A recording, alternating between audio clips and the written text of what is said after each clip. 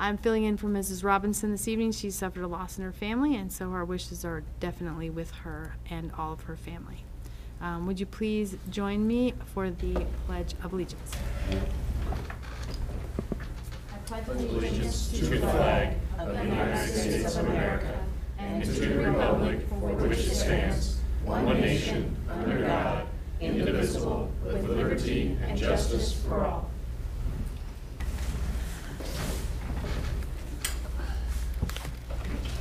All right. Your patience will be appreciated. I haven't done this in a while, but we'd like to start each of our meetings with the reading of our mission and vision statement. And who has the mission statement? I've never been so happy to read it. And you can read it. We're so proud of you. Richmond Community Schools guide students on pathways of learning to a future of limitless possibilities. Fantastic. And the vision? Community Schools, a community nurturing mind, body, and spirit to prepare students for life of choice, purpose, and service. Thank you very much. I appreciate us being able to sort of remind ourselves why we're doing this. And next on the agenda is our first segment of public commentary. Has anyone signed to participate? No one. No one? Very good. So what we'd like to do now, in the interest of kindness to our traveling guests and our demographer, is we'd like to move the work session topic up in the agenda and to talk about the demographic study and our master planning update. Correct? Very good. So we'll turn it over to you guys. Great. And all of you remember Bill Payne, who is here with Fanning Howie, and he will introduce our demographer. Well, good evening. Yeah, I'm pleased to be here this evening with my colleague, Carl Baxmeyer. Carl is a senior planner with Whiteman and Associates. He also happens to be a demographer. How many times can we say demographer in one meeting? He does, and he does demographic studies, has been doing those for us. Actually, Carl was at a time was an employee of Fanning Howie. He did quite a few for us. Now in his role now as a senior planner, he has opportunities to provide broader services to us, but in this case, he's serving as your demographer. So he is going to be presenting the findings of the demographic study. Let me put this into context. You may recall that we went through the educational visioning process. Now we're in what we call the calibration process, where we're collecting other key information, factors, characteristics, which will help inform us as we move forward to the point where we actually start to develop options, engage your community on what those facility options might look like going forward.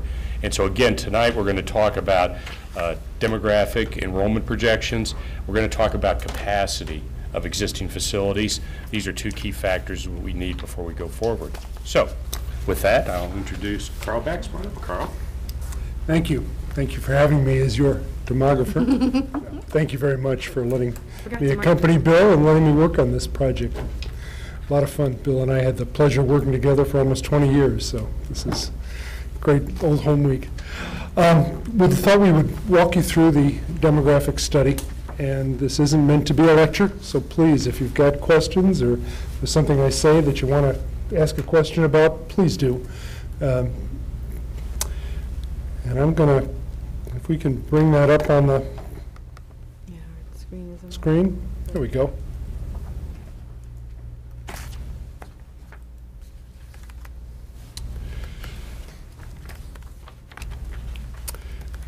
We started with a population projection of the whole demographics of the district. And most people realize this is not rocket, this part is not rocket science. It is part art and part science, though, in that to project the population as a whole, you need to start with a known population, and you add in the number of births based on the birth rate, minus the number of deaths based on the mortality rate. That's fairly easy to do. Those numbers are published. You can get those from the Indiana State Board of Health and other sources. It's the migration number that's a little more difficult, in that how many people moved in and moved out. And we do have some help in knowing that, because every year when you file your taxes, the primary filer's Social Security number and address is geocoded. That means latitude and longitude is assigned.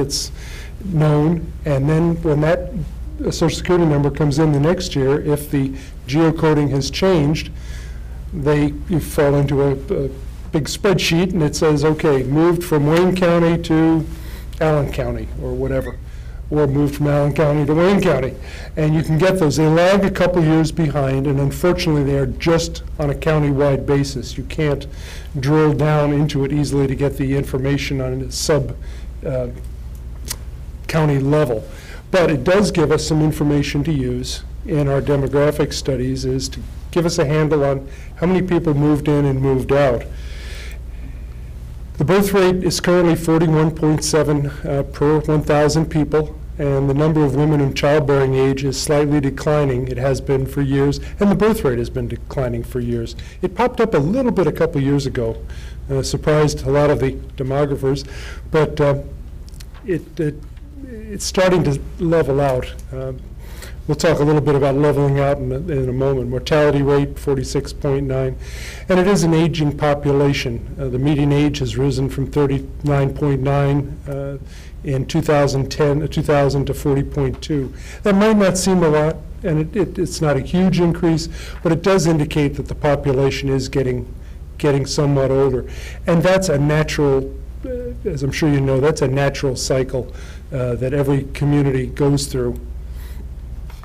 The rate of out-migration is slowing, and that's some good news. In 2010, there was over 1,000 people that left the county, and there was only 225 in 2014. We had hoped to have the 2015 numbers, which will be out shortly, and I anticipate they'll show perhaps a further decline in that. One of the things that always seems to be driving that migration is area economic changes. And you can see from the table at the bottom, and I condensed this somewhat or expanded it somewhat from what's in the report. In 2004, there were 29,890 employees in Wayne County. That has increased to 30,032 by 2006, just before the recession hit. And then you can see what happened during the recession years, and is now turning around and fortunately going the other way. After 4,248 jobs were lost between 2008 and 2011, we've gained back 1,208 of those jobs. So the number is going in the right direction, but there were a substantial number of positions lost. Now, the area, you want questions at the end or as? No, sure, please. Sorry, I should have asked that question. No. Is this Wayne County statistics? Wayne County, again, this is not provided on, that's a good question. I wish it was provided on but the majority of the population does reside within the district corporation boundaries, but yes, it is for the entire county. When you're talking about, you get your statistics from the taxes. Yes. How does the senior citizens fit who don't file taxes? How do you get that information? That is not included. That's a very good question. It's only the people who file returns. Yes. So if you're of the age and no longer have an income and do not need to file taxes, that is not included. Just for background, one of the good things in some ways that the Census Bureau now does is they started several years ago something called the American Community Survey Program. Every 10 years, by law, by Constitution, they have to do a count, and we'll do another one, of course, in 2020. But several years ago, they started this American Community Survey Program where every year they statistically sample people all across the country and generate new numbers. It's proving to be fairly accurate, not totally, but again, it's an estimate based on a statistical sampling, and but that helps count for seniors, other factors in the economy that are in the demographics. Good question, both of those.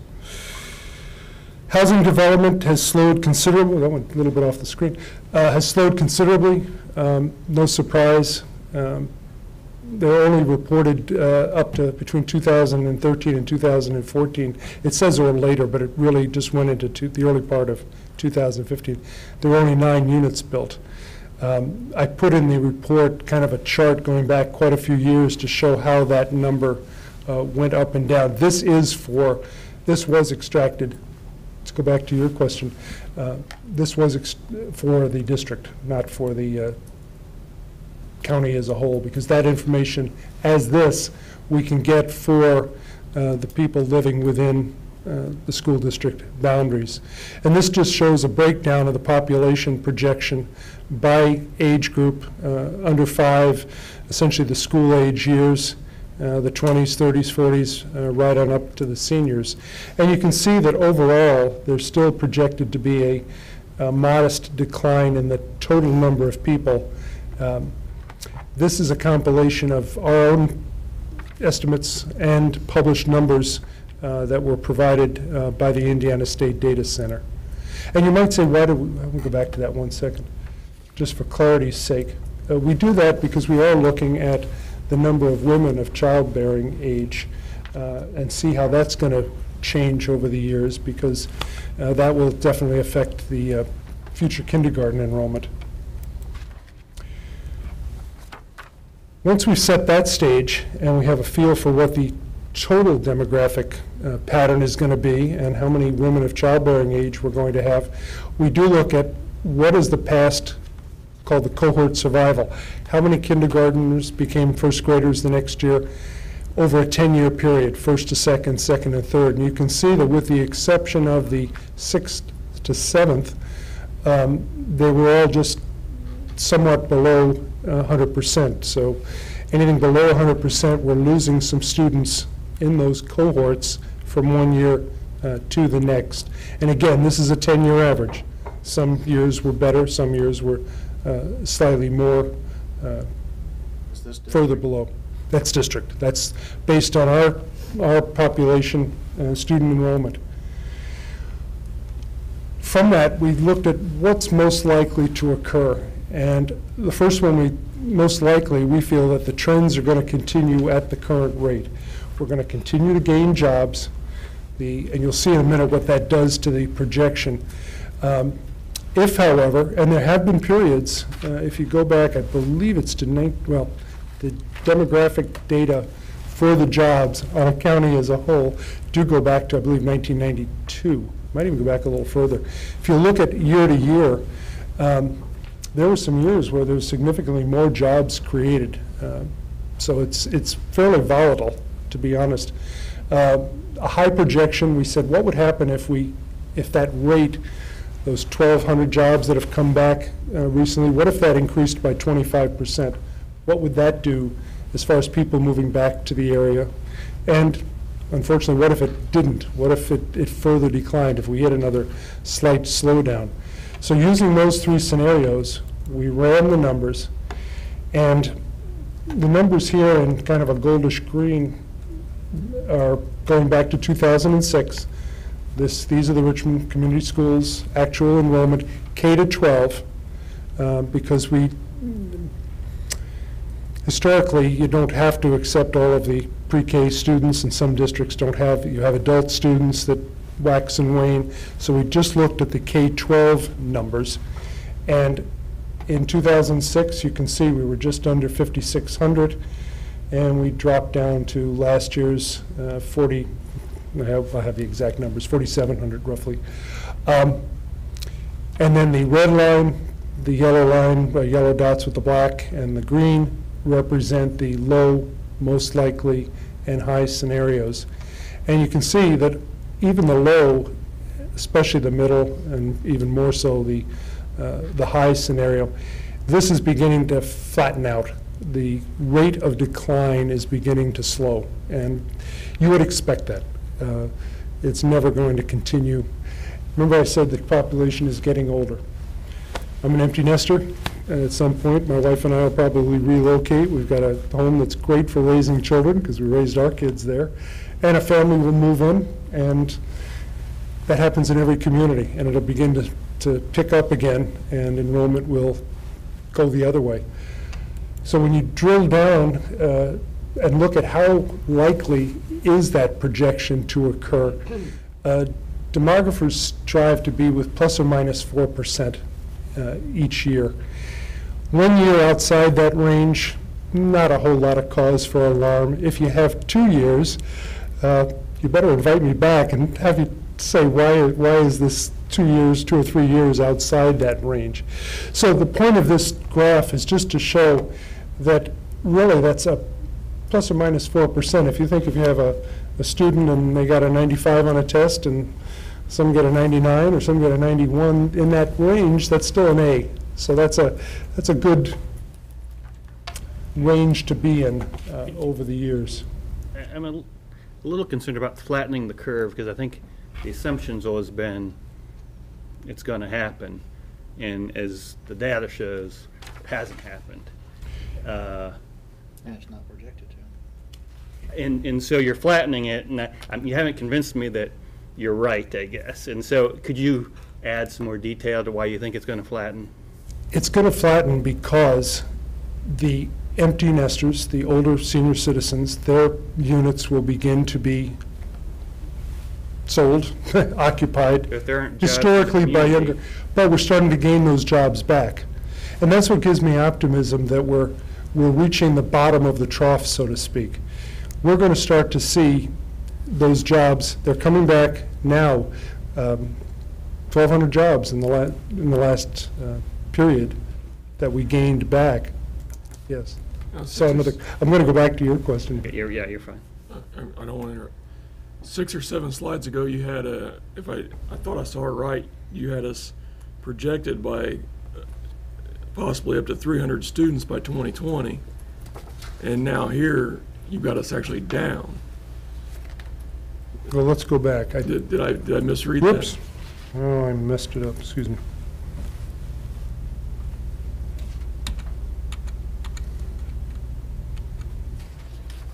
There. By 5 to 19 years old, you got us up from 2015 to 2020, almost 300 students. True.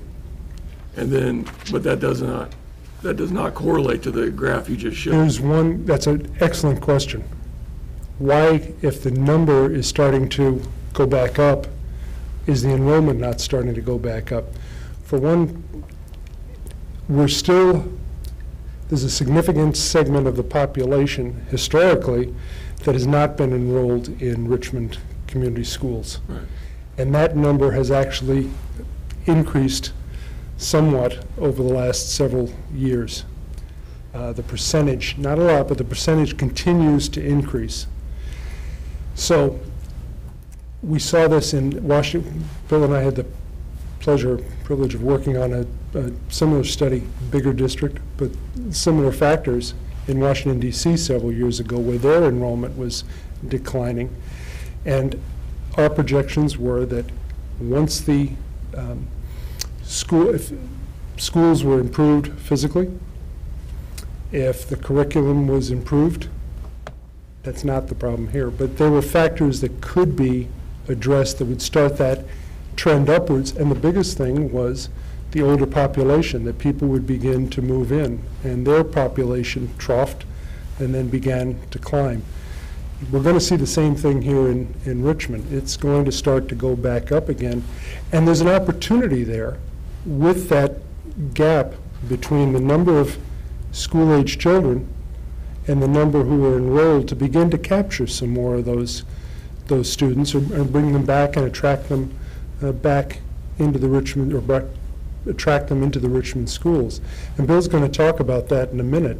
What should the target be for the future, for your planning purposes? Did that answer your question? Yeah, thanks. Go back to yours for a second, Mr. Weber.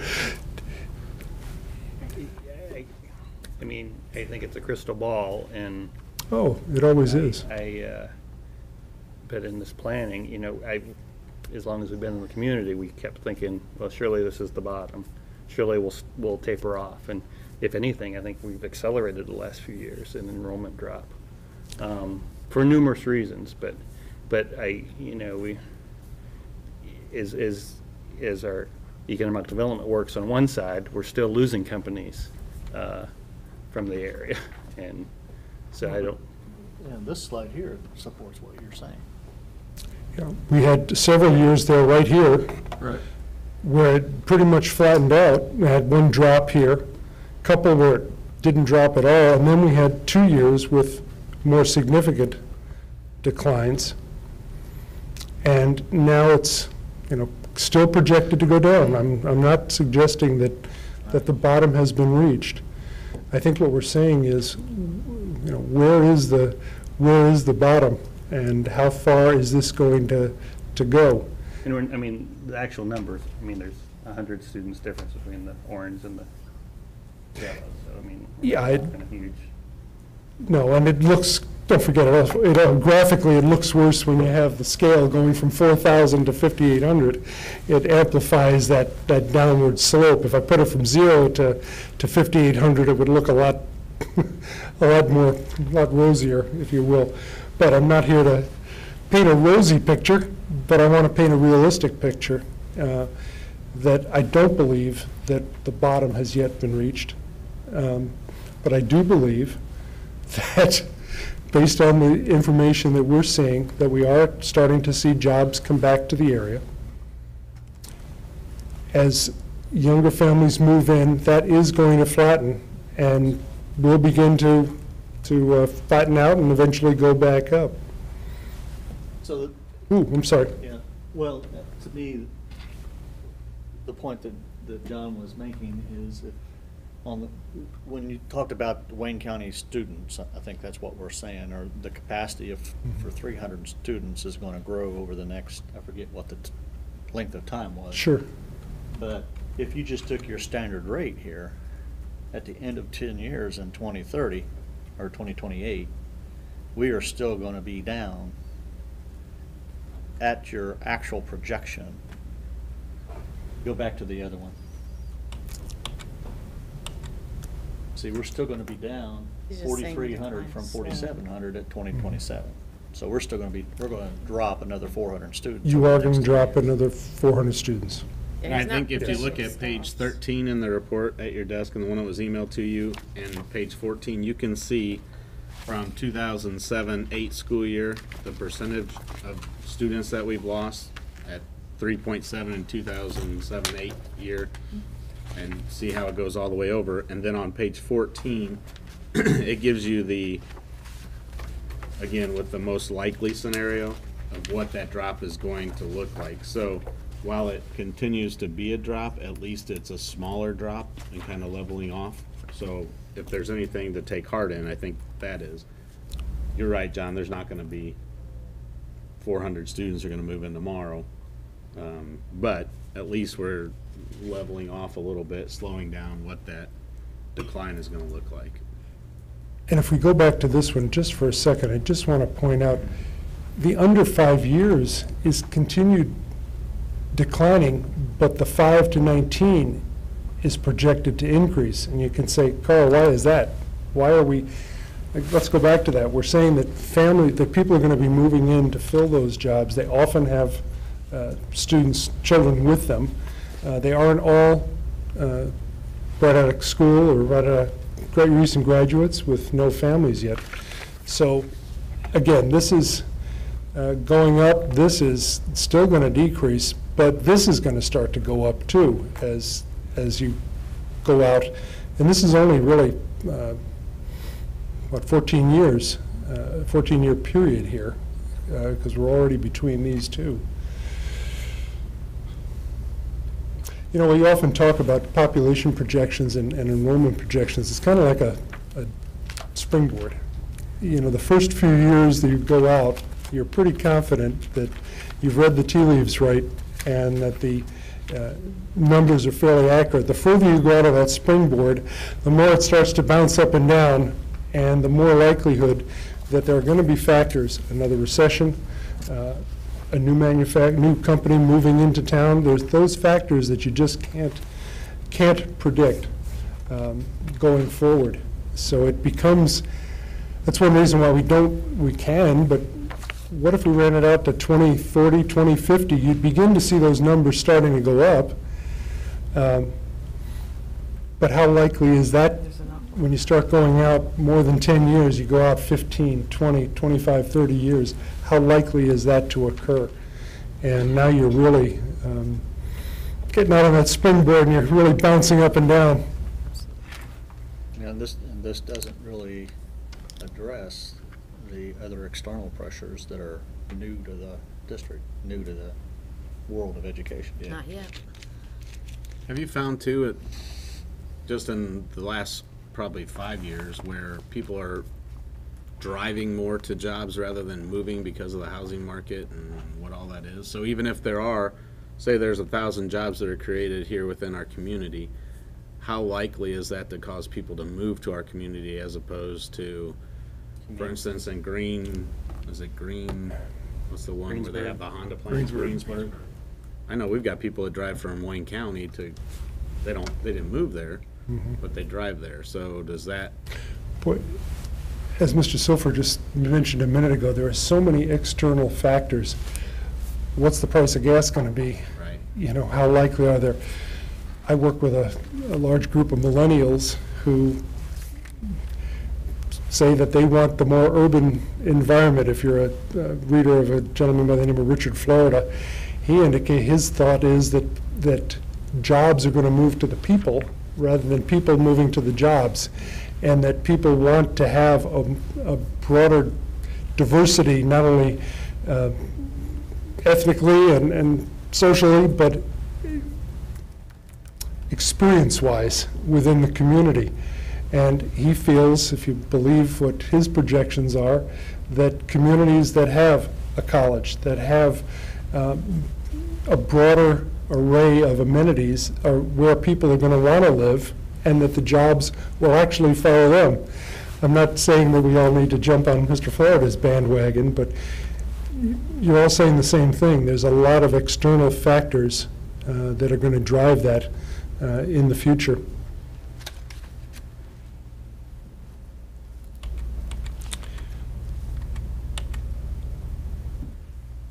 This is what we were talking about a moment ago.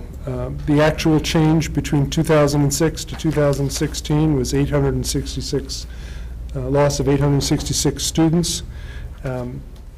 Most likely will be, as somebody just said a minute ago, another close to 400 students lost over the next 10 years. And again, capturing more non-enrolled students is a possibility. 70.7% of the school-age children in 2010 that were living in the district were enrolled in the Richmond Community Schools, and that's declined slightly to 65.7% over the last that 5-year period. So the gap has widened, and there is the opportunity to hopefully attract some of those students back. Any other questions that we can discuss before I turn it over to Bill? So we couldn't pay you enough money to make the numbers go the opposite direction. Bill made me leave my dartboard in the car because I was really going to show you how this worked, but he said I couldn't do that. You don't, on the other factor, you don't have the numbers for those, how many students. I can get them for you. I didn't write them down, but Curious. Or what's the total, just to know what that pot is. I'll be glad to. I'll send. I think it's interesting that he picked the last 5 years of the number that you talked about, because you think about it, now that you could live anywhere in Wayne County and to go to any school, I mean, I'm surprised that we haven't dropped more than the 5% that's reflected in that total. Because, I mean, we've gained students as well, but with charter schools, with private schools, with the ability to go to any of the other 4 Wayne County schools, I mean, that all goes to the external factors, so. Well, isn't this the first year that we gained as many from the county as we lost, or more Christmas, from yeah. the county than we lost? This is the first time. And that also happened. that 5 years, that's when. I haven't seen those numbers yet, so. The 5 years is when they started getting the vouchers. So the first year and each year it's increased to where last year was $1.7 million worth of vouchers in our corporation that were. So that's also the part of that kind of scares me a little bit is he's looking at historical data over the last 15 or 20 years. I'm not so sure some of those newer external factors are factored in well enough into his percentages. That's a very good point. They are and they aren't. You're absolutely right. Because we used a 10-year period to average the grade-to-grade cohort survival, it may be probably would be a little worse It'd be a lot worse, I think. if we looked at just 5-year. You know, just like the stocks, 1, 5, 10. Well, I think you can see that in that page 13 or 14 where it shows what the percentages of loss were. You can see the differences there in the last 5, so. Yeah. Well, I don't have any questions. I mean, thank you. Thank you for letting me work on this. Thank you, sir. Thank you.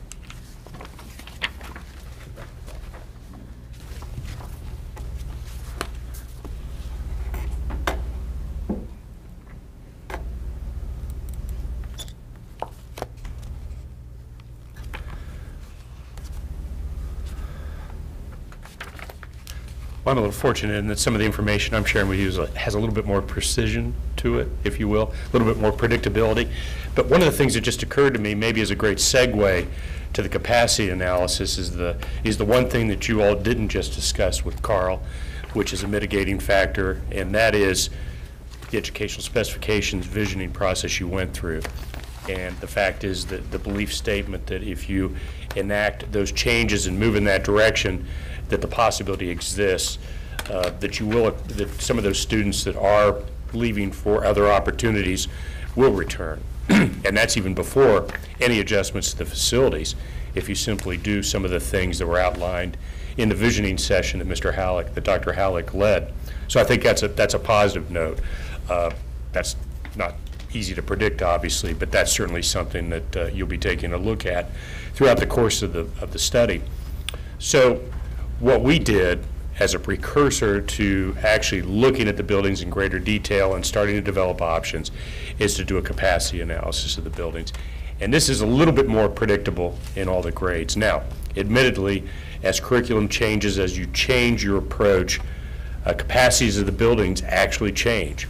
Admittedly, capacities of buildings 30 and 40 years ago are not the same as capacity today. We all know that because you have specialized pull-out programs, all types of mandates to serve students with exceptional needs, and everything else that goes into schools that simply has driven the capacity of buildings down, even though the square footage may be at the same size or greater.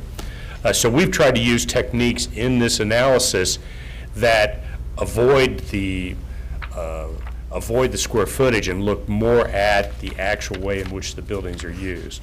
And so I'll walk through that, and this summarizes what we had shared with Mr. Terrell just a few days ago. So at the elementary and intermediate school, methodologies for evaluating capacity, this is a little bit easier. Basically, those students are generally in their general classroom in academic studies for most of the day, except when they are out in, let's say, PE, art, or other special types of classes. So to the extent that you have these general classrooms fully outfitted to satisfy those needs where the students are in there, say, 60 to 70% of the day, that pretty much establishes your capacity based on the average number of students per classroom. So that's a relatively easy calculation that has not changed dramatically. I suppose that under certain programming conditions, which we've not talked about in the educational specifications visioning session, like I say, a Montessori program or something that would sort of go off either ends of the spectrum, you might calculate that differently. But for purposes for this study, I think this is a fairly accurate calculation. Board policy, there is a desire to hit these class sizes for kindergarten through 4th grade.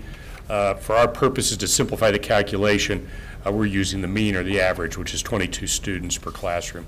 obviously, depending upon if you had a bump in enrollment in a particular grade, either kindergarten or say 4th grade, that could skew, but only slightly. So I think for these purposes, 22 is a fair number to use. So this graph, or this table, illustrates that, pardon me, that calculation. So we went through, we took a look at each one of the plans for your buildings, identified the number of general classrooms, used that mean number of 22 per classroom to identify the capacity for those buildings. And you can see that you presently have a projected total of 2,530 student capacity. We've also listed immediately adjacent to that 2016-17 enrollment, and you can see there in the next column we show the percent of capacity used per building, and if we look at the total, we have an excess capacity at this point of 399 students. In one instance at Charles, we're showing, based upon the current enrollment, that you actually are 51 students more than the capacity of the building. That's not to suggest that you're over capacity. We all know that even though we have a desire to hit that 22, sometimes we're at 23, 24, or slightly less. So in that case, obviously, we're a little bit above that. So generally, it appears that we have some excess capacity at the elementary school based upon the calculations. So total capacity for all buildings, again, this is just a summary of what I stated. And again, the results here would suggest an excess capacity of 399 students. That doesn't tell us we ought to do this tomorrow. All it does is it tells us it appears that we have this excess capacity in elementary schools in total. As we've talked about, what is the optimum grade configuration going forward based upon our desires to incorporate 21st century learning, a more project-based instruction, all of those things we talked about in the educational specifications. All of those things together, what does that mean in terms of how the buildings will be used in the future? So this is just one factor, not the factor, a factor. So intermediate schools, again, the analysis is very similar. The target average per student, or I'm sorry, student per classroom is 25. There's not a policy for 7th and 8th grades, so we use the same figure of 25. And so we did that calculation.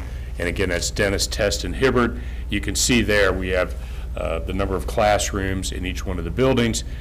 Target average at 25 yields a capacity of 2,050. And I apologize, literally just before we walked out the door today, that 2,050 and the 1418 are corrected from a math error. This has never happened to me.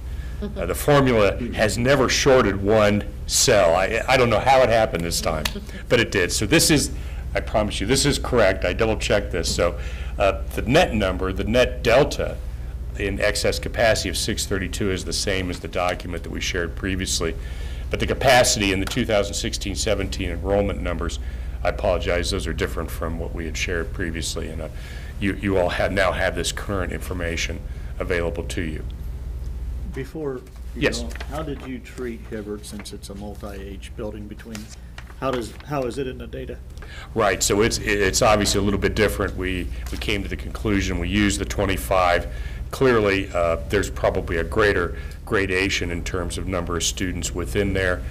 So we had to make some estimates on this. It is a little bit of an unusual capacity, but clearly we have at 20 classrooms, we're not fully utilizing But all the this. enrollment that you showed on the previous page for the elementaries was actual true enrollment in those buildings, not the total enrollment for our K through. That's correct. Yes, that's correct, yes. Okay, so again, just a summary there indicating, the possible excess capacity of 632 at the intermediate schools. When I get to the summary, I'm going to explain some of the reasons why that 632 could in fact go up or down. Like I said, there are things that are changing both in terms of curriculum delivery as well as what you intend to do in the future that can have an impact on that. Okay, high school's a little bit more complicated. Students are moving. Bill, just, John, Yeah, can I I'm sorry. clarify right on what he Please. what he just said? Going back to that, so a 3rd grader that's enrolled at Hibbert is in Hibbert's data and not Charles or Westview or, That's correct. Yes. okay. Yeah, so we tried not to, definitely tried not to double count. Okay, so high school's a little bit different because students are on the move. So teaching stations, in fact, become both academic classrooms, become a science classroom, become a PE teaching station. So totally different calculation. And if we contemplate a 7-period day and that students are in there approximately 86% of the time, that yields a reasonable total capacity for the building. So again, high schools are different. Sometimes when we have block scheduling, say in a middle school, we have a similar type of capacity calculation, which varies a little bit different, or a true junior high. That's not the case here, but high school is different. So let me sort of walk through this because again, it's a little bit different. So we actually work backwards because there's a couple of ways to look at this. I think we all sense that you have a very large high school, you have a lot of teaching stations there. So first, let's sort of figure out how many kids are in each one of the classrooms. And so we sort of work backwards using the 86% utilization factor per teaching station being used. It appears that we have about 18.9, just a little bit over 18 students per class. Again, I'm sure if you walked into some of the classrooms, you're going to find more. In some cases, maybe in a PE or an advanced calculus course or whatever, you're going to find a few less. So this is not a given that every classroom is going to be there that size, but for our purposes of our calculation, we're going to use that number. So current profile. We know that there are 85 stations that are in use, and in fact, I'm just going to jump ahead mentally here and refresh my memory. There are actually 121. There are actually 121 teaching stations available in the high school today. So that would include a gym, that would include a CTE lab, that would include a science classroom, that would include a general classroom. So total, we have 121. So this calculation is sort of working backwards. If we optimize, if we look at currently the teaching stations in use with an efficiency factor of 86%, that yields our current enrollment of 1330. If we were to maximize those 85 teaching stations, we would be at 1547.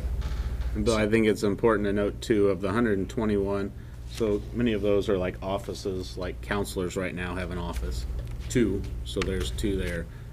Each department have an office / classroom that is where they have like curriculum, where they have their lunch breaks and different things there. So that's where a lot of those are as well. Right.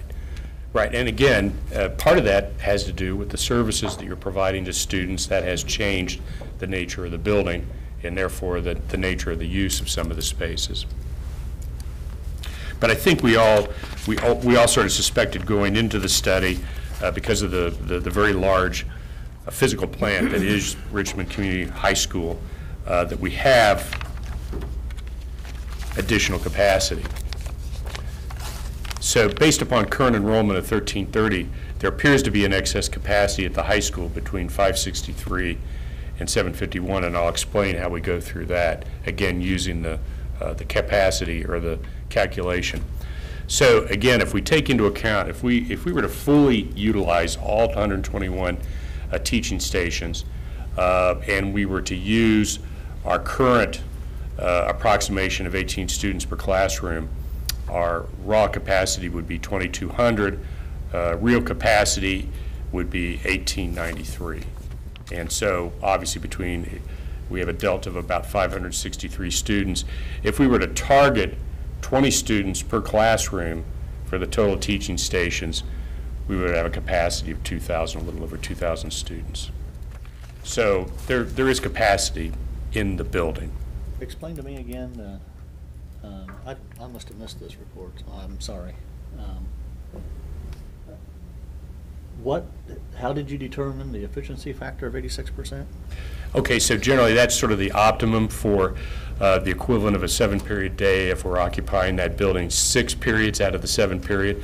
where they are not in that classroom at that time, they're in lunch, whatever, a pull-out. Like a teacher's prep. Exactly, You yes. can't count that as a, Right, right. Obviously, you could get to 100%, Right. which generally would be, at some point, would be untenable, because you would never have, unless you had literally offices for every teacher elsewhere, you would never be able to have that prep period. But in some cases, we've seen that happen, but the 86% is sort of where we would say you're sort of topped off or maxed your capacity. so the question really becomes to us is, with the difference between the 121 and the 85, is there any way for us to create efficiency within those rooms? Yes, correct. That will be the next stage is, we take the projection of the enrollment, we say if we have success in mitigating that decline, as Carl has pointed out, and that continues to flatten out, and so we start to target a number of where we would like to be, we would never suggest that you, at the end of this, whatever that may look like, that you try to hit an exact number and say that's where we should be, and let's not have any capacity.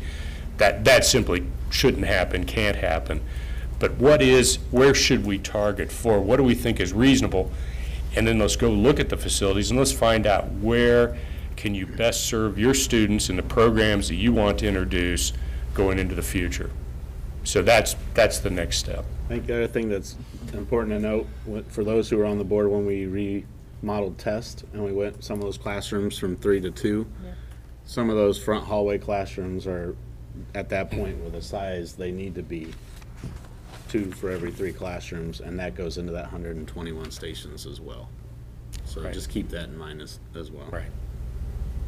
You know, Mr. Slifer, from the very beginning, you asked about grade configuration, and so that's part of this analysis that we're going to do as well, because clearly if we've got capacity, is there a different configuration that we arrive then at hitting more of your optimum factors that you want to try to get to and make your buildings more efficient? That's something to take a look at as we go into the next stage. Well, just the more pieces of data that you can dig into and analyze, it just gives you I mean, if we just picked up the efficiency of 10 rooms, we picked up the capacity of 200 students. Right. Yes. And I would argue to say that probably the majority of some of those classrooms could push, 25 to 30. I mean, so there's there's just lots of things that we can look at, just not Right. one, so. Right. Now, the other possibilities, well, we just went through this, if we sort of did a reverse analysis of how we achieve 20 students per teaching station, right now, we would need 77 total. Obviously, with 121 teaching stations available, we have 44 there, theoretically, that could be put to better use. And that's what this graph illustrates, or this chart illustrates. I think this is really, and by the way, we did take a look at Baxter, but we didn't feel that we could make projections or make accurate capacity based upon the information that we had at this point. But we did want to point that out. So I wanted to get to the summary here, because I think this is really important. So the analysis was based upon current condition, current configuration. Classrooms were originally sized for past practices. So even though we say that we have additional capacity in the high school, many of those classrooms are small. Now, one of the things that I think is really neat is, even as we're going through this process, we're talking about the possibility of doing some prototype classrooms with different furniture in them. The whole point of that exercise is to explore, and we've seen this happen. Can we take a slightly smaller classroom but make it more flexible and accommodate more students and thereby increase efficiency? So we're going to be taking a look at that. I think that's going to be an interesting study that's going to happen sort of simultaneously as we go forward. On the other hand, project-based learning, collaborative types of learning, they tend to require more square footage. So remember, I said at the very beginning, even though buildings may have not changed size, capacity has tended to go down because of the different services and the other types of activities going on. So I'm not saying ignore those 44 stations. I'm just saying that we may find that as we repurpose in a different option, that maybe we truly don't have 44, maybe we have something less. We still, I think, have some capacity there, but we may find that the reconfiguration takes up some of that space. Again, an ultimate planning solution will take into account 21st century learning objectives, so I think that'll have an impact here too. So, as you say, Mr. Slifer, lots of factors to compare together.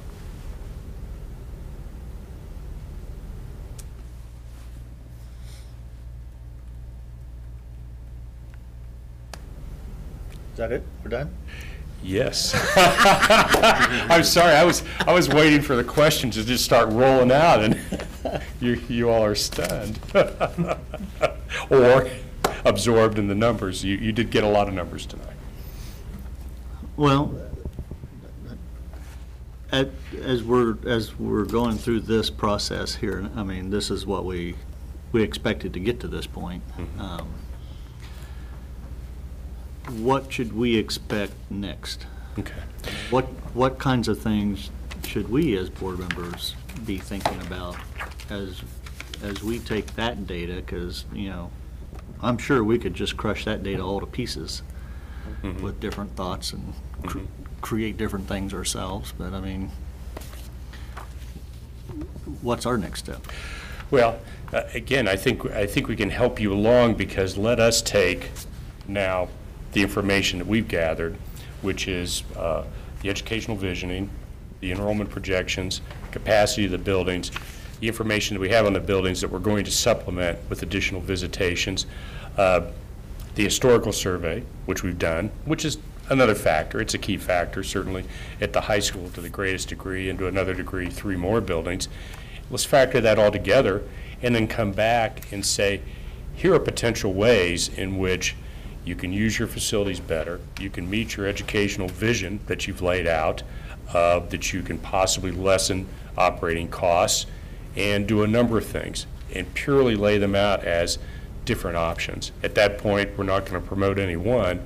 At that point, then you'll have the opportunity, and the community will have the opportunity to see those and start to respond back to them. So that's the next step. Will we have preliminary numbers on, I call it like a 25-year capital plan? I mean, will we have like preliminary numbers on this building, or, you know, we're going to need to spend $5 million on this building over the next 25 years, those types of things as well? Right, right. You know, it's my opinion, and I don't think this is secretive or hiding facts, but I think the first thing to do is to get broad concepts of what the possibilities are, and throw out the ones that obviously just don't fly. Say that's not meeting enough of our criteria. That only meets 1 or 2. That's not satisfactory. And then let's start to focus in on those and explore the numbers at that point, if that makes sense. But yes, you can't do this without cost implications, either from an operations standpoint.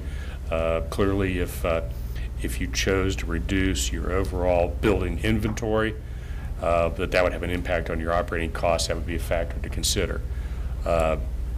But in doing so, or in whatever option, if you choose to make discrete changes to specific buildings to accommodate your expectations, you need to know what that is as well. And then going forward, you know, what's the difference between having this much building inventory and maintaining that for the next 20 or so years versus having, you know, that minus X or whatever, minus Y. So yes, the cost will definitely be part of that overall picture. Yes. Are there any other questions? Thank you, gentlemen. Okay, thank you. And of course, we'll leave those obviously for you in electronic format. Appreciate that. Okay, thank you all. Good evening. And I'll make sure I email those presentations to all of you so you have that information as well. Did you say you sent those to us? That was sent, the one in your right hand was sent already, Yeah, that was in the, When was an that sent? email. last week sometime. I do not. I've been looking I don't through either. junk. I've been looking through deleted. I've been Me looking too. through everything. I don't have it. Let me go back and make sure. Yeah, 'cause- I didn't get it either. okay, The RCS school board. yeah. What date was that? That's a different one. I don't think that's the update, but I'll check it here in a Okay. second. Yeah, Okay, I apologize if that didn't go. It was, I'll check and see, but it was late, it was early last week, so That's for sure. right after our agenda meeting, actually. it was in an email marked agenda meeting, as a matter of fact. Yes. Okay. I'll look at the date here in a minute, so you can maybe find it better. Okay, so now we're on to consent items. It was right here. Yeah, you had a copy of it at your desk. Yeah, there. I was looking for it. Yeah, we ran it off just to make sure everybody had that with them as well. Oh, well. Okay, so consent items this evening, we have 3.01, the approval of minutes, 3.02, human resources with the addendum that is at your desk, 3.03, grants, and 3.04, our Title I grant. And that addendum's at your desk, you said that, but just want to make sure that's the purple sheet. So do I have a motion to accept the consent items as presented? I'll make that motion. Motion from Jeff, do I have a second? Second. Second from Aaron. Are there any comments or questions or about any of those items? I will come back. I was looking through, there's a lot of information in that Title I grant. Yes, there is. And the positions that's funded out of that. And that's part of what we were reduced as well. Correct. So I was trying to tie that together and I just didn't have enough time to do all of that, so. That's fine. Anyone else? All those in favor of approving the consent items signify by saying aye. Aye. Any opposed? All right, now we're on to our action items, and we get some policy work to start and move forward. Do I need to go on this one? You've got, All right, I think this I have the one, next few. Next couple, yeah. Yeah, okay. So, first off, we have the 3,000s and the 4,000s that are all needed, first reading. And I'd love to take those as a group, but are there any of those that we need to, single out? So do I have, Those are go the ahead. The 3,000s we were talking? 3 and 4,000. 3 and 4s. Okay. Just reading Dixie's notes in the email she sent.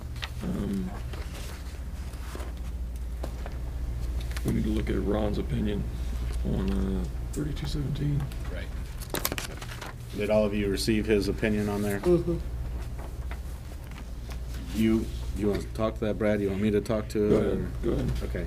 So, in Ron's legal opinion, which he sent to all the board members, he said he really felt like that there was no need for the board policy to have anything beyond the way that it was written, unless we want to have exceptions as to who can carry. So he narrowed it down to 3 different areas. The first one was except as otherwise authorized by the school board, to give certain types of employees to carry a firearm on school property. The example of that was deputized. There you go. Thank you. Employees, resource officers.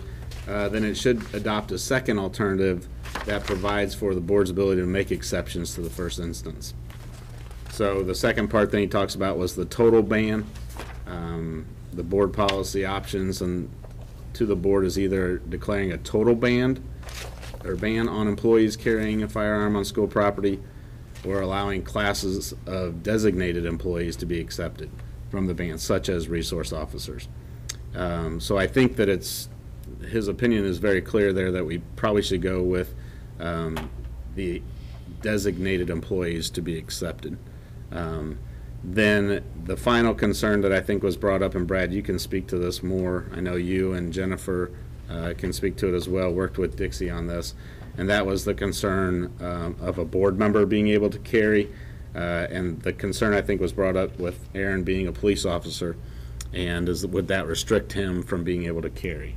And his opinion was no, because of his position, that trumps anything that would come with that. So the issue that gets there is then otherwise we're making an exception for board members that we're not making for other normal employees, if you will. I don't want to say resource officers aren't normal, but it may. So that means that in Aaron's case, then he's allowed to, Right. even Because- off duty. Because there's law that addresses that. And the concern was if, basically was if he was off duty, was what we were talking about. The unfortunate thing, or maybe the fortunate thing for me is technically because of my status, what I do outside of being a patrol officer, I'm never really off duty because right now I'm looking at my phone, the potential of being called to something right now. So, Well, and I understand that. But I think one of the questions that board members need to ask themselves is a total ban appropriate? I think that's a fair question.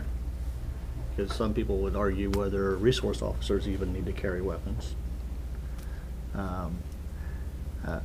And I think the other, and even though I have nothing against you carrying a weapon personally, but even though if you're on duty, that your weapon still could be kept in the car.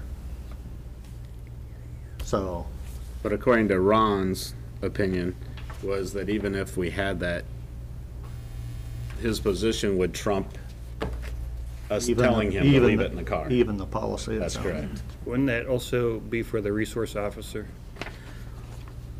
Per our MOU with the sheriff's department, because they provide the weapons for those, yes. So, because there are, as Mr. Schleifer mentioned, there are school districts where their resource officers don't carry. And in my mind, that's just a target put on their backs that take them out first and go on, because there's nobody there to stop you.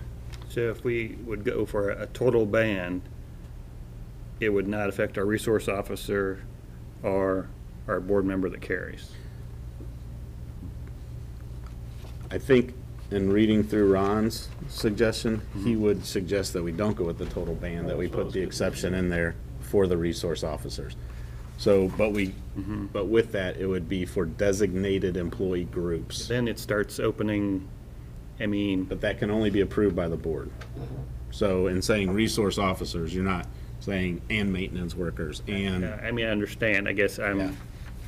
I'm pretty, I mean, I appreciate a resource officer being armed, but I also would like to be fairly adamant that the policy is no firearms in our facilities. and I think that that's what his recommendation is that, again, it's only for the designated employees that the board says, and in this case, that would be the resource officers. So there's no way that that could be interpreted for other employee groups without the board making the decision to do so. So it doesn't leave wiggle room to, well, we said resource officers, but we also meant administrators. Well, but I think John's point was, if the law prohibits any board policy, why do we even have to designate? Isn't that what you're I'd saying? rather not designate, I'd rather say our policy, and then if we have to explain that, we explain the sheriff's office. Well, and I think the question with that is because there could be resource officers who were not deputies, but reserve officers, which I'm not sure that the law, I'm Well, then we're not sure getting with the into clarity of the law. Reserve either way. officers carrying guns, I mean, well, here's Because they serve here's as my resource concern. yeah, I'm If with you Aaron. have, if you have experienced what I've experienced over the last 3 weeks in the places that I've been, and especially in some schools where you've had those situations, on duty or off duty, we want to have capable in our facilities at any time to protect our students, our staff, in case some of the bad things that occur out there were to happen, and to disarm. You know, if you'd asked me this 12 years ago, I may have had a different spin, but to totally disarm someone whose sole capacity or sole responsibility is the service and protection of our students and our population, it would be doing a great disservice. But we also have to make sure that that person is adequately trained. I mean, If does they're- that if- become our if- responsibility It then? wouldn't be part of If- the resource officer program or with the sheriff's department if they were not adequately No. trained. I train, as you know, I train monthly, so do they. Did you happen to run any of this by Ron to get his input in your question? No. Okay. Well, I can see John's point. John's point is, if the classification is resource officer, anybody could be sworn in to be a resource officer from title. I mean, from title in the district and may not be trained. Do you want to speak to that with the MOU? I don't know that that's the case. Not our MOU, no. Yeah. What did you mean, Jeff? Anyone can be sworn in? Well, I guess I just think of,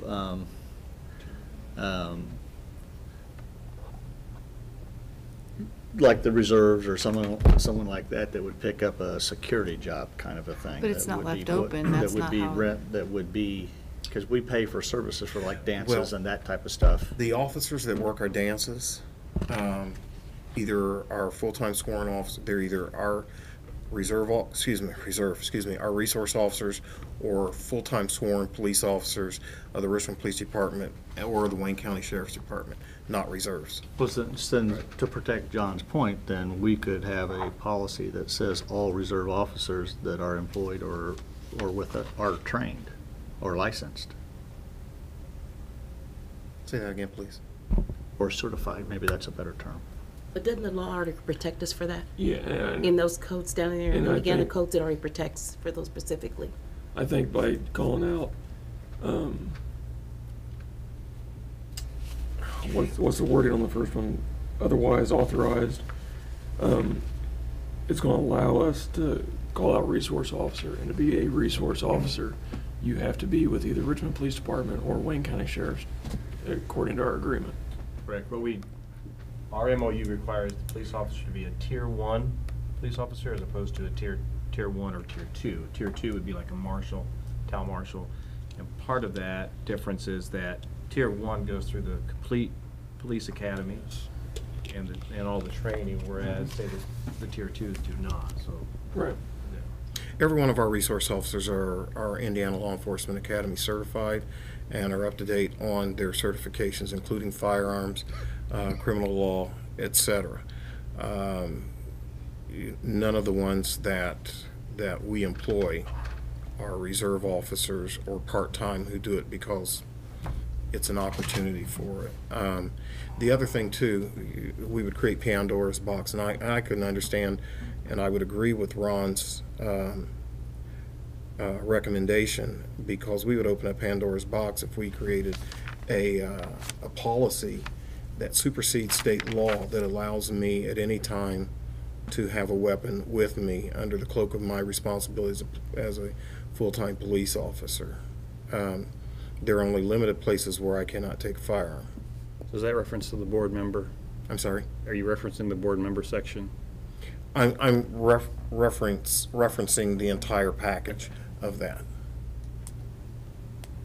I mean, I guess my point is, I don't know, by just being very clear, is we don't allow firearms on our campus.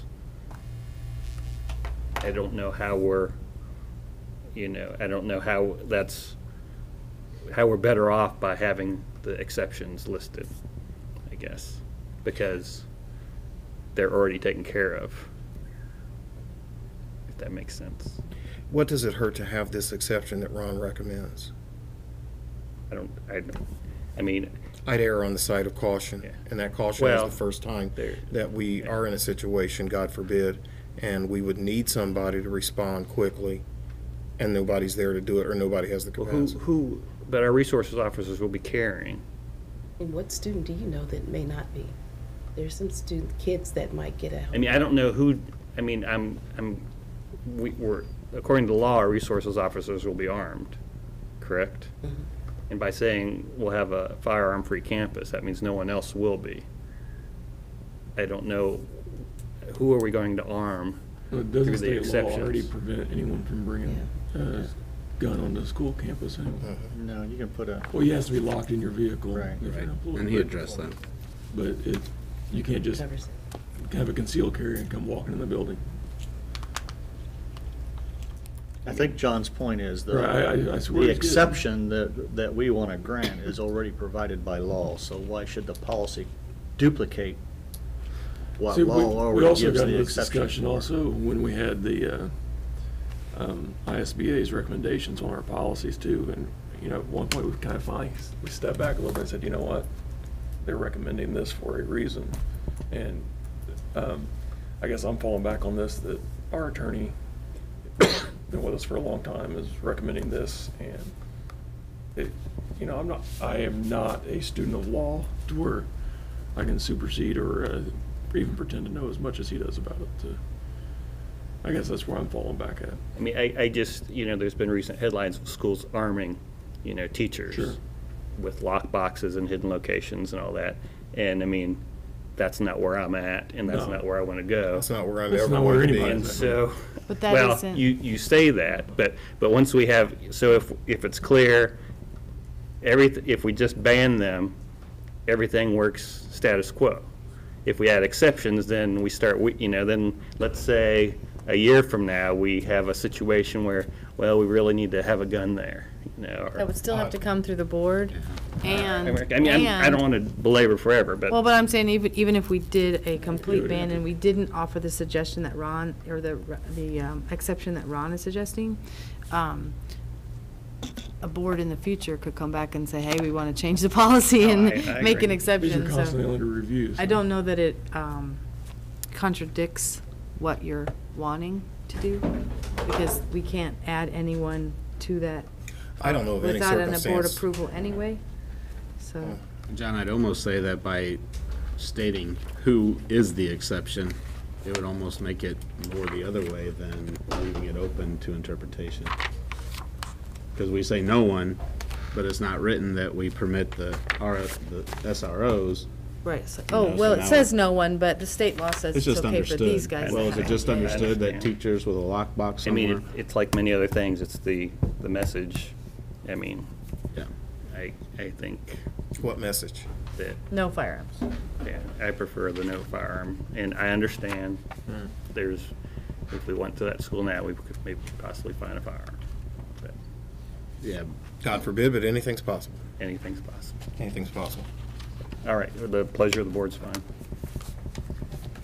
Okay, so the question becomes if we are comfortable moving the group forward, or if there are any of the 3s and 4s that need to be singled out before we move the group forward. Because I would like to entertain a motion to move the entirety of 3s and 4s forward to second reading.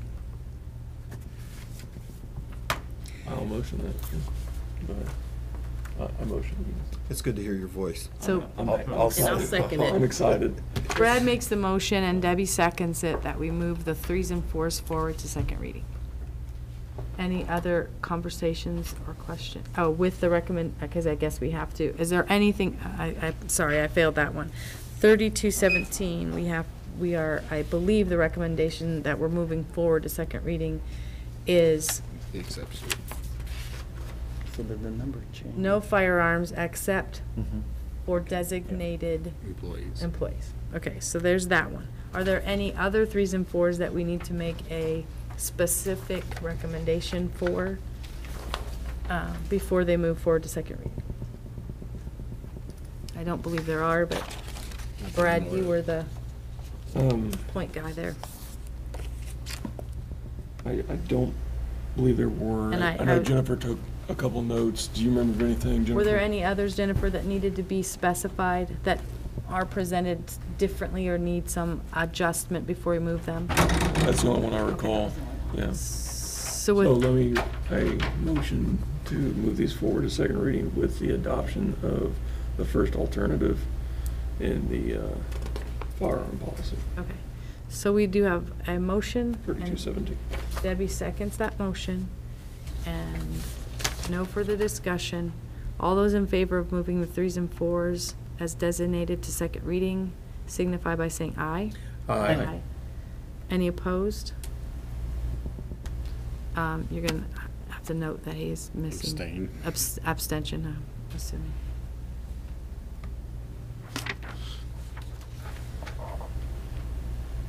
Okay. Now we need to move forward on a few that had been previously pulled, and I'm gonna have to beg for forgiveness and table 8600 one more time. Just because I won't let it happen again. 5410.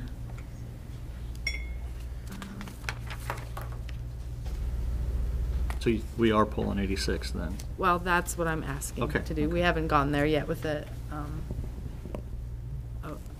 vote, but that would be my recommendation.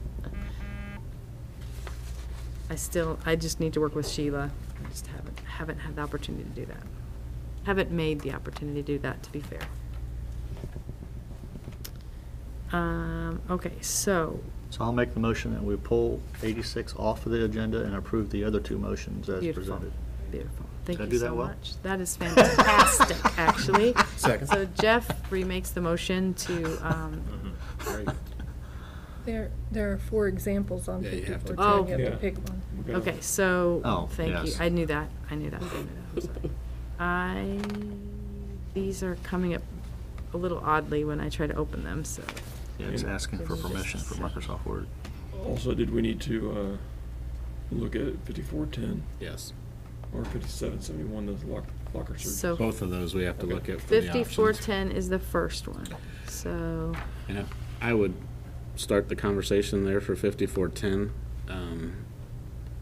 And I would recommend that we consider either example 3 or 4 as opposed to 1 or 2, just simply because of the language that is used there is just a little bit more conducive to not painting us into a corner that we might not be able to get out of. But so. again, that's up to all of you to decide on that one. So, I'm sorry, I don't have the list in front of me who worked on the 5,000. John and Brad. Thank you. So, what Todd's suggesting is either 3 or 4 for 5410. That's the promotion, placement, retention. I preferred example 2. I don't know what you think. Basically just the policy without. Could you say again why the you were detail. suggesting 3 and 4? The language was just a little bit more, it didn't paint us in a corner, if you will, as much as I thought 2 was a little bit more refined as far as restricting. The bottom line, and here's where the concern comes with this. So if we have a parent, by the language that is stated here, saying that it doesn't matter if a parent is saying that I'm going to hold my kid back, it's not going to happen.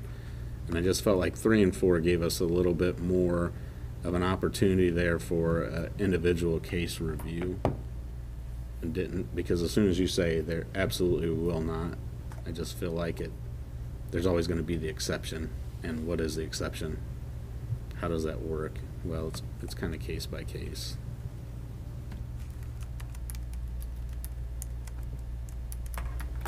Dixie's not here, but she did recommend she liked option 3 because it includes special ed and case conference determination of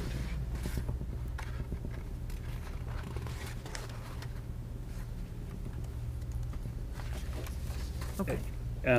And I don't have a huge problem with that, but I don't know, where did you, example 2 paint us into a corner?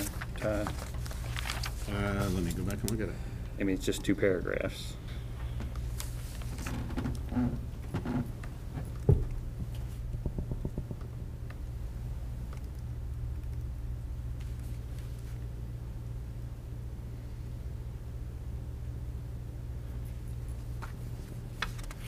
To me, there's no flexibility when you, in the second paragraph, when you say the school corporation does not allow retention of any student. There's no flexibility.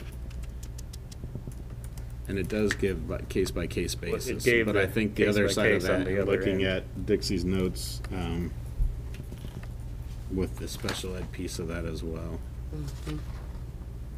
I mean, I didn't compare 3 and 4 that close, but if she prefers 3, that's fine. So is it reasonable to, I guess, okay, so it sounds like consensus tends to be maybe 3, which still addresses your concern, That's but Dixie and Tad's recommendation. So I'd like to make a recommendation that we accept number 3 as the new policy. do we want to address these one by one, or should we kind of make a combination? Like, okay, we'll hold that one and as part of the motion, and do the motion all at once. So what's the other one that we need to? 5771. Thank you. 5771. Which is the locker search, and again, which is the one that Ron gave us a legal opinion on. So while you're looking for that, I'll just read you, again, his recommendation.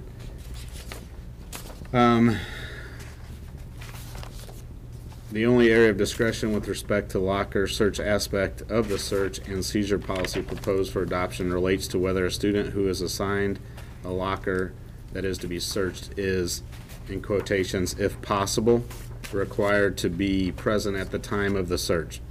This is a matter that, in my opinion, does not present substantial legal implications. Phrases such as "if possible" are ripe for inviting challenge and litigation. What one person finds reasonable limits of possibility may not coincide with the opinion of another person. I cannot recommend the provision requiring the student's presence at the time of the locker search, in quotations again, if possible, be a part of the newly adopted locker search. While I would certainly encourage the administration to adopt administrative guidelines for the searching of lockers, and for that matter, the search of a person or accessories of a student, that would require appropriate witnesses to be present at the time of the search. He goes on to say that he also thinks that such assistance of law enforcement should be engaged whenever there is the suspicion of contraband or weapons or the like being in a locker. So again, Ron's recommendation is that we do not include, if possible, for the student's presence being required, so that it doesn't set us up for possible litigation. Which I'm okay with, because your administrative guidelines can clearly say, we'll leave that to the discretion of the administrator in charge. Right. And with a witness, so that way there's not. And Right. that can be addressed, the Right. witnesses Right. can be addressed. Because if you thought there was, a weapon or something that could be our bomb, or Yeah, You would- let's move. that's right. Yeah, you wouldn't want them there. So the recommendation is for, from Ron, is actually, That we don't include that the student be present if possible. And I will vote against that, so if you can separate that one out. I Okay. think the students have the right to be there, so. But the pleasure of the board's fine. okay, so what I guess I need to understand is if the choice is whether example 2 or example 1, or example 2 without,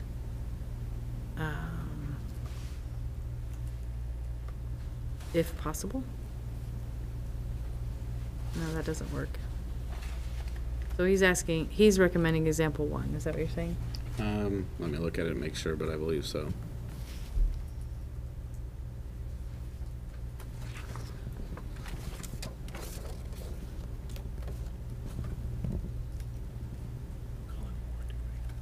Yes, I believe that is correct. Okay. So with that in mind, we might as well take these 3 one by one. I'm guessing. So then I need to modify my motion to say. Yes, I'm afraid so, sorry. Let's. That's okay, that's okay. Well, no, that's fine. No, absolutely. I just need to modify it and say, right now, we're going to vote on taking 8,600 off the agenda. Okay. So, Make that motion. the motion is to take, to table, the movement of policy number 8,600. Do I have a second? Second. Second by Aaron Stevens. Anyone else want to talk about that one? All right. All those in favor of moving 8,600 off the agenda signify by saying aye. Aye. Aye. Anyone opposed? Okay. I promise we'll get that one next time. 5410, the recommendation is to, I guess I am entertaining a motion for 5410, utilizing example 3. Is that right? Correct. Do I have that motion? I'll make that motion, please. Okay, Debbie makes the motion to move 5410 to second reading using example 3. Do I have a second? I'll second. Second from Aaron Stevens. Any further comments or questions on that one? Okay, all those in favor of moving 5410 to the next, I guess that's approving it, right? We've already had it to first reading, so. Right. Approving policy 5410 as written, signify by saying aye. Aye. Any opposed? Okay, and then thirdly, we have policy 5771. And we're entertaining a motion to approve 5771 regarding locker searches using example 1. Do I have a motion for that? I move to approve policy 5771, example 1, regarding locker searches. Okay, do I have a second? I'll second. Second from Jeff Slifer. Any further comments or questions? All those in favor of 5771 being approved with example 1, signify by saying aye. Aye. Aye. Opposed? Nay. It is a little confusing, isn't it? Yeah, do I I should say say aye? opposed, same sign is what I should say. That was am I right, Robert's Rule of Order person? Yes. I don't know. Very good. Thank you so We're all much for your opposed, say nay. patience on that one. Trying to So keep my. 5771 went second and approved tonight? Correct. Okay, With example 1. okay, And it was 1, 2, 3, 4, 5 to 1. okay. I'm sorry. It's just for the official minutes, nothing personal. All right. So now we are at 4.04. Great. 3. Oh, so we actually moved those 3 forward faster than what they needed to, but that's okay. We approved them and moved them forward. We're good to go. All right, so 4.03 is second reading and adoption of policies listed. And I believe those could be handled in a group unless somebody else has another opinion on that. I know we've already been through it. I believe we have. So, does anyone want to make that motion? I'll make that motion. Great. So do I have a second? Second. All right, so we have a motion and a second to move the 6320, 8640, 8320, 2273, 2340, and 7450 to approve those policies as presented. We have a motion and second. Any further comments? All those in favor signify by saying aye. Aye. Any opposed? All right. 4.04. These are replacement policies as well. Are there any of these that need to have pieces, choices made that hadn't already been made? I didn't think so. All right, so do I have a motion to move or to approve policies 5130, 5840, 5111.01, 5330, 6110.01, and the food service staff code of conduct? I'll make that motion. All right. Motion from Debbie Moore. Do I have a second? Second. Second from Aaron Stevens. Any further comments or questions on those? All those in favor of moving those policies or approving those policies signify by saying aye. Aye. Any opposed? All right. 4.05. These are first readings on these policies, and there's a couple of places where we need to make choices. Am I right, Kim? I think you need to go one by one. Yes, we do. On these, we do. You are correct. Okay, so we need start with school.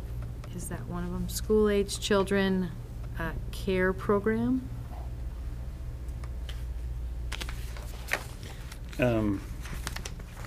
That one actually looks like it's two policies rather than a choice, because it's also the regulations for school-age children care program and the reasonable care standards.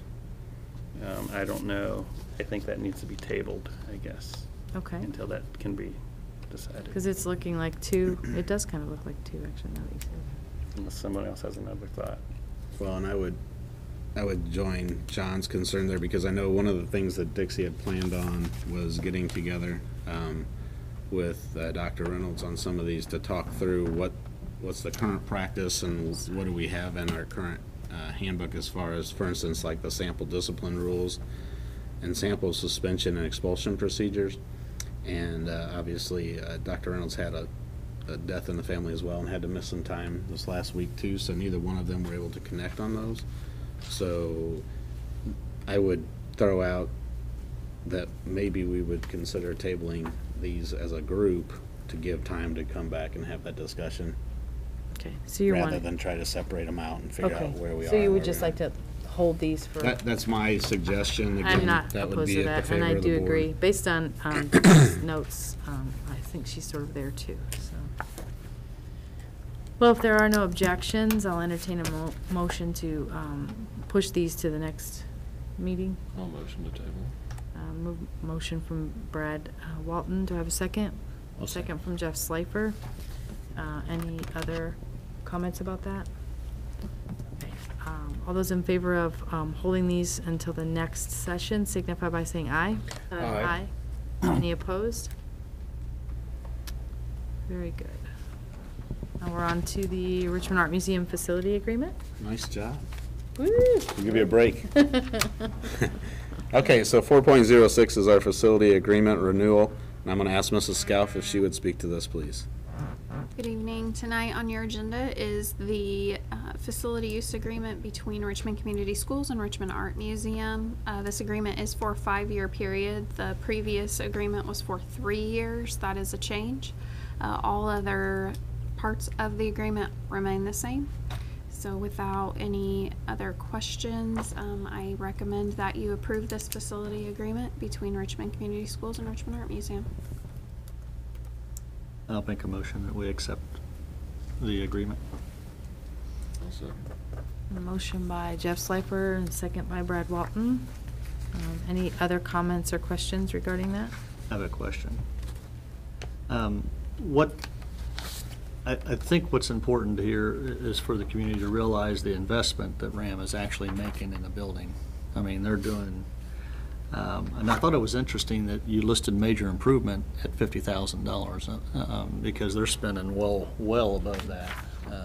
I don't remember what the final number was, but I think it was like 1.7 million or something like that. That sounds about right. So with the, I guess that's, what made you pick 50,000 as as the total for, is there? Believe it or not, it was an attorney's suggestion between both attorney parties. Okay. So they just felt like that was within the confines of a reasonable number when you look at some of the things that the art museum has to do for their collection and the use of the building. From our perspective, it was a suggested number. Well, I just didn't know if within the 5 years they were maybe anticipating some other things besides this capital. I didn't know if there was just. That was what was in the previous agreement. Okay. It worked for both parties. They have always kept us completely informed of even the smaller things that they've done, which haven't quite amounted to the dollars and cents that reflects, but Well, it was a suggestion and it worked for both, so. I think we can all agree that, I mean, we're getting a pretty good deal out of this right now, so. Absolutely. It's an amazing asset. I think that's fantastic. Okay, thank you. Yeah. I spoke with someone from Racine, Wisconsin, of all places, just 2 weeks ago. And they actually mentioned to me that they had been in Richmond, and one of the things that they remember most are the Art Museum, Civic Hall, and Civic Theater, because they spent a couple of months here. And so we are getting a bang for the buck in the partnership. Any other comments? So all those in favor of approving the Richmond Art Museum Facility Agreement renewal signify by saying aye. Aye. Any opposed? Thank you very much. Neola. Okay, our next action item is Neola. What I want to bring before you tonight, you can see, we've had this conversation before if we need to continue with Neola from the great results that we're getting from the school board, the Indiana School Board Association right now, and their attorneys and how they're working with us and sending out the updates. Concerns that we have with Neola, one, and Ron Cross addressed this a couple of meetings ago, is that they really address more of that national level suggestions as far as policies, where the school board right now is giving us quarterly and even more frequent than that right now, monthly updates as to what we need to include into our board policies. Many of the policies you even approved tonight came directly from them. The other concern that I have, I've got 2 invoices in front of me right now that total almost $1,900 for work that they say that they have provided for us.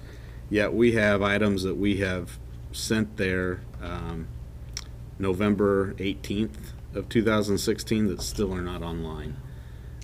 So there's a great delay in the information that we do provide back to them before they even post it on our site. So one of the things that Kim was working on the past couple of days was to look at board docs and what availability does board docs give us to be able to, if we don't go with Neola, to post our own board policies and administrative guidelines, and we can continue to do that very similar to how it is right now with Neola. It would just be without utilizing their services to do so. So much of what Kim is already doing as she's updated the policies and getting them out to all of you, she would just continue to do. Obviously, we'd have to have some training from board docs on how to upload those and how to make all of that work like it does now, where you can just access it from your computer. But I think that is something that we can definitely do. So what I'm bringing to you tonight is a recommendation that we no longer utilize Neola, and that we move forward using ISBA, the state recommendations for your board policies, and then we post them on board docs utilizing the same or a similar system as to what we currently do with Neola. I've always had a problem with the way the board policies have been indexed. I find them extremely, I even wanted a copy that I could download onto my desktop, and we Right. couldn't do that. I don't see any reason to tie our board policies into board docs personally. I just soon have it indexed properly right off of our webpage, off of our homepage. I don't see any reason to put it into board docs and have to authenticate whether I'm public or not. Put the board policies right there off of a tab on our webpage and be done with I it. think the authentication comes more for board agendas as to what is public and what is private before the board meetings than it does for agendas. Agendas are always public. Policies are always public. So Well, that's the agenda. That's what I'm saying, though. I don't see any reason to tie it in. I don't even see why we would even want to take the step to tie it into board docs, is what I'm saying. Why would we? I think it's already set up and organizes them for us as opposed to coming up with our own way. That's not to say that we couldn't have a separate system, if you will, for, like, if you guys wanted to have an electronic copy of just the board policies. The one thing that's different is on board docs, as soon as we make a change and Kim uploads that, everybody has it, as opposed to doing it to a file, sending all of you a file of all the board docs, and then you making sure you delete the old file and get the new file. You can always go to board docs and it's live right then, up to date, so there's no miscommunications about which policies have been replaced or changed. What's the difficulty you're having, Jeff? Well, it's just, I don't like going on the board docs to read board policies because it just, to me, is clunky. I mean, through this process, I've become a lot more comfortable with it, and I actually have gotten Used to it? used to it or accustomed to it, or I think it's a decent system.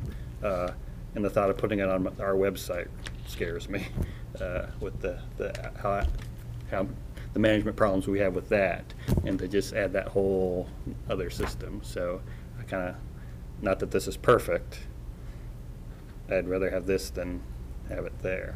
Okay. I think the fact that it's, that constant update is always there, that we know it's current, is a big piece. The request is, though, to sever with Neola, and I Right. guess I would like to entertain that motion. So does that, so board docs can function basically as is with that Yeah, cut? absolutely. Kim's already doing the work as it is, as I understand it, and it's sort of like an extra step to have to include Neola for It is. publication, and then we're paying for it besides, so. Well, I mean, part of the argument to go away from them was they, you know, we were supposed to Time. get support, and Timely. they never gave us support. And she's definitely not getting it even What for did posting it. What did it so. cost for us to go with them initially? Like 20,000? I would say it was 27. Yeah, we It had was that. pretty hefty. That was one of the arguments about not going away About- from it so quickly, is because of the investment. But we have, I think, fairly investigated at this point and utilized the ISBA and found that, I'm not sure they're adding anything to the equation, they're just they're nickel and diming us, is what I think. It's- And Ron spoke to that legally. His opinion is it's better for us to just utilize the ISBA. Obviously, ISBA attorneys think what they do is pretty good too. I just think it just makes sense for us to be aligned with Indiana. Again, I like the fact that ISBA and their legal staff is connected directly to Indiana law and updated legislation as opposed to Neola, which is more focused on national things, and ISBA can focus and temper our issues based upon Indiana law. So therefore, I would go ahead and approve the recommendation, make a motion to approve the recommendation to sever the relationship with Neola. Do I have a second? I got a second. I'll Second from Mr. Slifer. Any other comments or questions? I'm assuming that these invoices have not been paid. They have not been. Okay. And we will work with them to, Get it when we get our 2016 back. yeah. All those in favor signify by saying aye. Aye. Any opposed? Good. We gave it its due diligence. That's what I feel very comfortable with that we did the homework. And I just lost where we were, and I went to policies and Board reports. lost. So our first board report is just to provide all of you with an update on the first day of school. Went exceptionally well. I know all of you received an email from Dixie talking about how well it went. And that was from the time actually the night before, our open houses were full. I mean, they were packed. And there were no lines of students waiting at the high school for schedules. There were a few here and there, but not long lines waiting for schedules. Buses ran on time, which nobody took for granted based off of some of our neighboring districts and the challenges that they have had. Cafeteria ran smooth, going through those buildings. I was in every building that first day of school, and it literally looked like we were at day 30 or at the end of the school year. I mean, kids were doing what they're supposed to. Teachers were right on task with that as well. So just want to let you know that first day went extremely well. Kids got home, which is always a challenge as well with all the things, all the offerings that we have for after-school activities as well. But it was a great first day. Dr. Reynolds, did you have anything you wanted to add to that at all with the first day? Good? Okay. Any questions though about first day? It was a great success. Well, this goes to the first day and first week. I kind of want to give a special acknowledgement and shout out to our custodians and maintenance staff. They have been working their tail off, and everything looks great. And even like today, it's really, really hot out there, and they're out there doing everything that needs to be done, and we take it for granted sometimes being in the air conditioning, and those guys need a little bit of acknowledgement and credit. Talked with one yesterday, and he was on his third shirt. Well, I believe it, yeah. It was in the afternoon, so, yeah. Yep, so. Very good, thank you. Our next report, I'm going to ask Mr. Tidrow and Dr. Reynolds to talk a little bit about Power Up rollout. We gave out close to $1 million in laptops over the last few days, and it went very well. But Rob, you want to speak to that, please? Sure. Thank you. So I want to start by showing what the Register had published. Headline: laptop distribution step for Thursday. So when they put these out on last Wednesday, they were acknowledging that the next day our students would start receiving laptops at the high school. We had probably 40 different people helping during this, what we call the deployment stage. And at the high school, we had 4 different locations, one set up for each of the cohorts. So we separated out our freshmen through seniors, and we deployed 1,300 devices in about 90 minutes. It was a very good time, and I really appreciate the help we got from the school and from this building. We sent over everybody but I think 3 people from this building. They stayed back to help support any calls, maybe busing or any school-related things, front desk, and then some other back-end stuff. But it went very well. We then moved over to test Dennis Friday and Monday, and Hibbard deployed another 1,000 or so devices. So really appreciate the help, appreciated the students, very well behaved. We even got some kudos from people who normally don't interact with students on a day-to-day basis. They were pleased with how the students behaved and listened and accepted the instructions and so forth. And I also wanted to point out kudos to our technology department. Rod Landis is our tech coordinator. He coordinated making sure all the devices were ready. Excuse me, about 2,900 devices are prepped, imaged. Part of that process, too, was to go back through and check them all again in the middle of the summer, and then go back and check them again to make sure batteries were charged and so forth. And we have 2 of our technicians back there, technical people that helped out. Shouldn't say helped out, did work, Brandon Perkins and David Camiso. But this team has been very responsive and very agile, if you will, to respond to the needs of not only the laptops, but everything else that goes on at the start of the school. We still have that stuff to go on, so they've been very responsive. Also point out custodians, maintenance people, because we've asked them to be along with this ride as well, making sure that those stations were set up, tables, chairs, environments were ready, and that we could work in those environments and be ready, and change kind of their flow as well, whether it's in the cafeteria or media center and so forth. So the next step is to actually use these devices. So if you walk around the hallways, if you see students out and about, they have their laptops, they're using them. They're using them as they go to sporting events to make sure they do their homework. A couple other things before we leave. One is we have laptop insurance, and I want to highly recommend that all students get this. For $30 each year, the insurance will cover virtually everything unless you take the device and maybe throw it against the wall or something. But it will cover breakages, accidental damages, theft, even, what is it, liquid submersion, so cracked screens. So I highly encourage that. So you go to our website and you can sign up for that online. And we're sending out some notices. We're doing some automated phone calls out so parents will get that. Now that they have the devices and they see them and it's a reality, we really encourage that. Otherwise, if there's a breakage, then we do have a breakage fee that we'll have to incur on the students, and we don't want to do that. We want that that insurance to help cover that, so.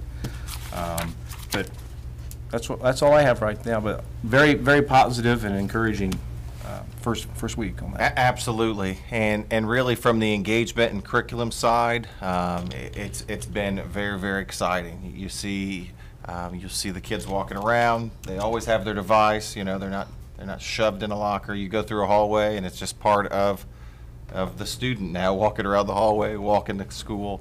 It's really exciting. Just anecdotally, you go through classrooms. They're in use. They're not shoved under desks. There's not signs that say "Do not bring computers to class" or anything like that. You know, there's always that rumor. They're being used. The bandwidth. Did you have some or data used? Did you give us that the other day? What was used on that first day or second day? We went from about 1,300 devices in that building or on our campuses to about 4,500. That includes what we gave out plus all the other devices that show up in people's pockets and so forth, you know, cell phones and so forth. The total bandwidth of what we have to use on the internet is about a gig. We have a gig. So we went from using under 400 to about 600. So we saw a huge increase in that. We still have a lot of space there, but that just shows that our students are using these devices and you know, actually take advantage of that.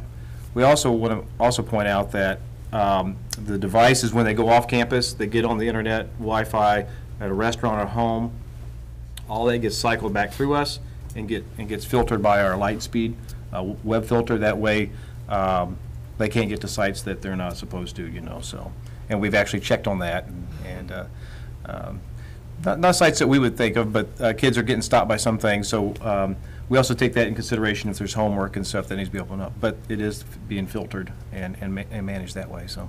Additionally, I think it's important to note that Canvas, the use in Canvas, and it's not the only thing that is used. You know, they're utilizing textbooks and different avenues of engagement. But Canvas is something that we've pushed and been working a lot with teachers. A good week, a typical week, second semester during the rollout, we'd have 60,000 page views in a week, which we thought was pretty decent, and you know, we're really excited about.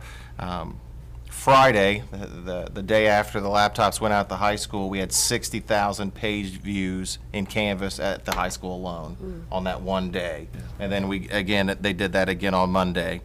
They're using it for quizzes. At the high school, the biggest use is quizzes. They're using a lot of Canvas to engage through quizzes, but then files and assignments. The biggest thing at the intermediate level are files and modules and assignments. So it's just exciting that, you know, that we're opening up a new way of student engagement. It's great. Just a few things to add to that. One is kudos to our teachers.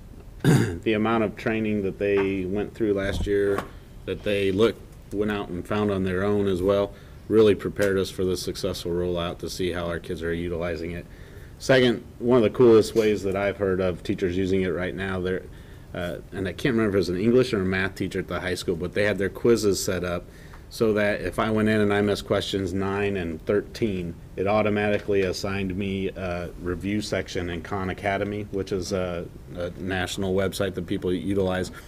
And then once I went through that and participated in the activities to where I could prove that I knew what I was doing, it then gave me the quiz again.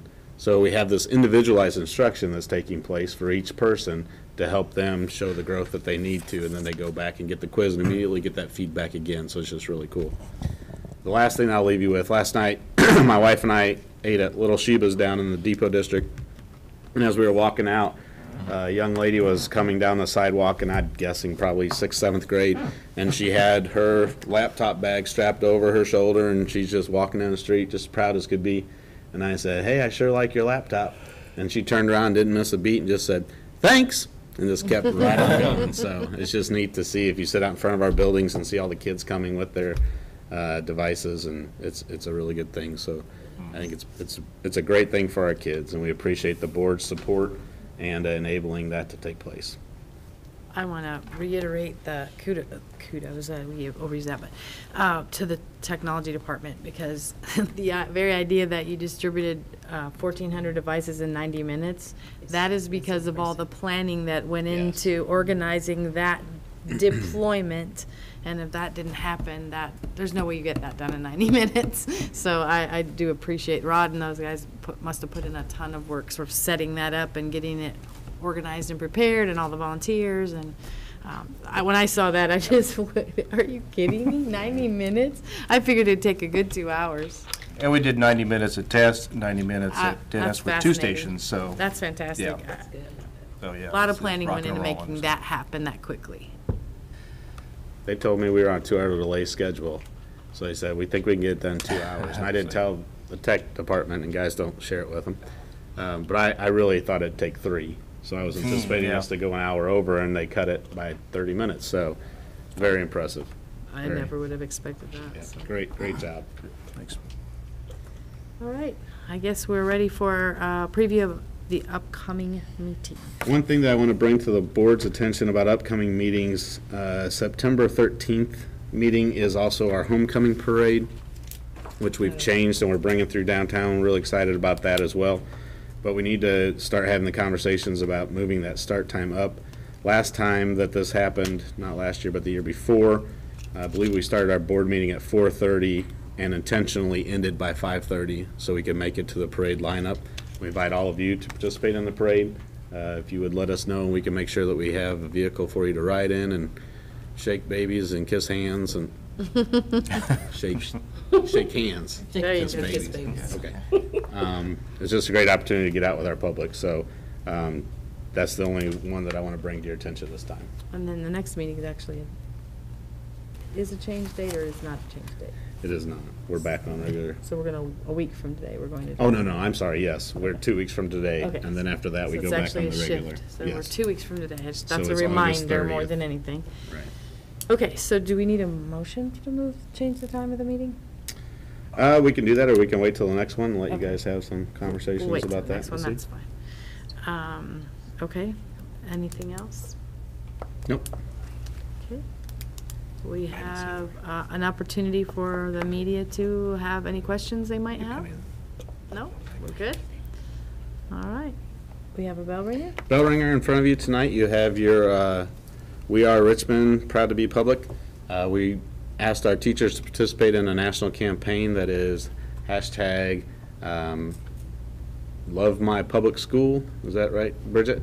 And we have pictures on our website that you can see. We've released it out on social media. And then we are passing out these bands, and so we provide them for you tonight as well. And we appreciate our teachers and everything that they do.